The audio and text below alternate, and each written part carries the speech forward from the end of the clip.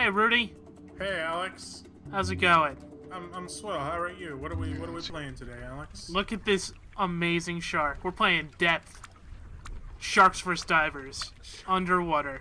The classic enemies. Yeah, it's finally being retold here in video game form. Deep Blue Sea, I'd say is if you like that movie, you're gonna like this game. Yeah. Oh my goodness. So yeah, here we go, diving right in, shark action. If you saw in the very beginning there, like 20 seconds ago, there's 3 different sharks you can be, all deadly killing machines, but of different sizes. There's the Great White, which I'm playing right now, along with the Tiger and Mako sharks. The difference being some are more agile than the others, but they all have very sharp teeth and are killing machines. So this game, not diver. I did. So I got into the fight. I ate a diver. He shot me up though. If you see on the left there, there's that red bar, which is my health. And for sharks to go heal, you need to back out and find some seals that are swimming around. Nothing more healthy than a seal. Yeah, all that blubber and such. Oh, you're dead. I'm dead. So if you notice, the one interesting thing I'd say with this game is after you kind of attach yourself or you get a diver in your jaws, the way to kill them is to shake your mouse around real quick, left to right, which can be, I mean, it's a fun mechanic, I'd say at first. It's cute. Fitting in the theme. Yeah. I mean, and it can actually be a pretty big difference. If you're lazy and don't feel like shaking your mouse around, it's going to take you a while to kill someone. So it's probably one of the most vigorous, I'd say, exercises. I don't want to, maybe not exercise, but it's intensive for a video game to shake so much. And it's kind of annoying when it does to the screen, but it's fun. It's a fun little mechanic. I mean, when you're in the blood frenzy, you can't focus. It fits with the theme. What's all this stuff? You got points here? So after you die as a shark, as you get kills, you get points, which you then spend for evolutions.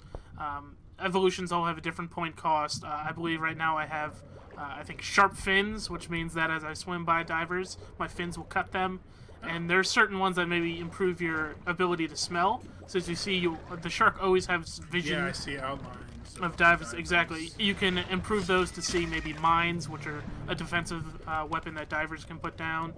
And there's other like health regen benefits. There's about 10 or so that you also unlock as you level up in the game. The game has a progression system outside of this actual gameplay. Well, that's so common these days. And yeah, it seems tacked on here. Yeah, there's really. Yeah, it definitely would say it's tacked on because it's just a straight progression system. You know, after you play so much, you get new abilities, you get new weapons, and right now we're switching over to the diver side. So, divers. Carlos, I see. Yes, I'm currently Carlos, but as you see, I'm switching over to Alejandro. Obviously, the only choice for me. Alex, yeah. This game kind of has like a money system similar to, it's a Counter-Strike. You buy your weapons. You start off with a very small amount that's just enough to get you a pistol. But as you play, so the goal of the game for the divers are, and by the way, it's 4 versus 2, so there's always 4 divers and there's 2 sharks. Makes sense. So the goal here, the divers need to follow around that little robotic device called Steve. What the Steve device does is... Jesus. Yeah. He bit you. He bit me, and yeah, when you're in the jaws, the only way out is to stab it, which is, it does a decent amount of damage, but it's really a last-ditch effort. You're generally gonna die in that situation. I got lucky; a teammate shot it to death as I was stabbing. I didn't get so lucky that time. But anyway, so you're following Steve, and Steve finds these safes, these underwater safes that I guess have tons of gold in them, and he will open those up. So you need to defend him. He can't permanently be destroyed, but the sharks have the ability to cripple him and make him take longer.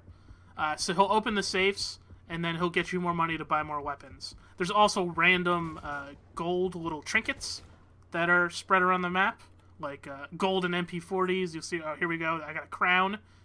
Of course, everybody from the Sea King, probably. There's tons of, another crown, there's tons of crowns in the ocean, people. Head down there, find a crown. Golden skull.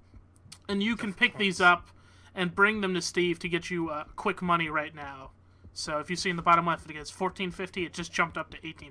Oh, not bad. So bad. That's a good amount. Like the good weapons cost about $2,500, $3,000. And the so each team has a amount of lives. If you look on the top, They have It's 30. like tickets. Yeah, it's like tickets. So they have 30 respawns.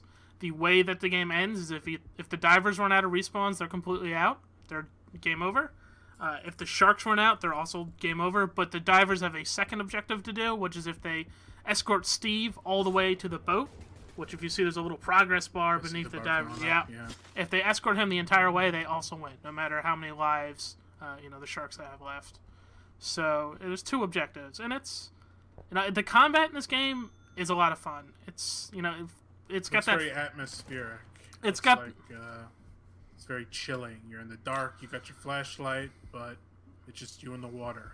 Yeah, some of the maps are really cool. Like this is a broken down boat, and I know one of them you're in a abandoned mine that's been flooded. They've got some good looks to them, and the water. Like there's another one where the water's like polluted, so it's green. It's really neat. The combat itself, I think feels great. It just gives you that full range of movement that you've never really had in a first person shooter before, and it's one of the cool effects in this game is. As the diver, when a shark's nearby, your heart starts to beat, and the beating gets louder and faster. Okay. It's kind of your radar. You know something's up, but you don't necessarily know, where he is. So the louder it is, the closer the shark is, and it's very tense. And as you see there, as I'm dodging and killing sharks, it's a split second. It's a very quick reflex game. Yeah, well, you're underwater. It's just not, this is not the human's domain. This is where the sharks have the advantage, and you can see, oh my god, they're just so fast. They just dart in and grab you, and that's it. There's not much. Yeah, the divers are definitely encouraged to stay together. If you do, you have a little dodge ability that I was using with the diver that you can. It's kind of got a little bit of a cooldown in between it, so that's kind of your one defense as a diver to maybe duck out of the way as the shark is lunging towards you. But generally, one-on-one versus shark, divers are at the disadvantage. They want to be with the group so that when they're in those jaws, somebody else can shoot that shark to death. I like Steve just floating around. Yeah, Steve. Do you find that one side has an advantage for the most part, or is it pretty even? I'd say most of the games I've played feel pretty even. The sharks are probably the tougher side for new players.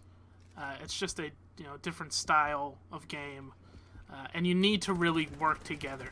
2 random people put together as a shark, unless they both know what they're doing and wait for each other, it's going to be tough, because going in one at a time as sharks is kind of suicide. You're going to be outmatched, and then you're dead. What's this then? This looks different. This is the Megalodon shark mode. So unlike the other one, which is 4v2, this mode is a free-for-all. So there's still 6 players. Other divers? Okay, not a free-for-all. It's a 5v1, but the one is constantly changing.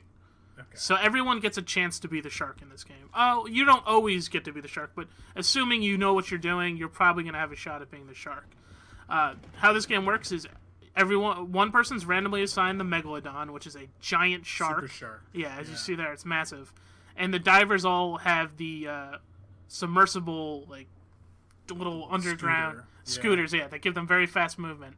And the goal of the game is the divers need to kill the shark, and when they do kill it, they become the shark, which as you see, I have just 20 seconds ago or so killed it, and now I am the Megalodon. I am feasting on divers because I am very powerful. I have a lot of health. Yeah. The divers, what they do, they start off with a very weak pistol, but there's treasure throughout the map that they can collect, and as they collect more treasure, their weapons are gradually upgraded. Oh, so Pentakill, yeah. It's pretty easy. A lot of pistols were charging me. It's not going to do much to the Megalodon. As you get kills, you get points. The first person to get 15,000 points wins the game. Okay. So very straightforward. Just kill the shark, kill the people. And here you go. I just won it there. Yep, I'm the best. That's depth, everybody.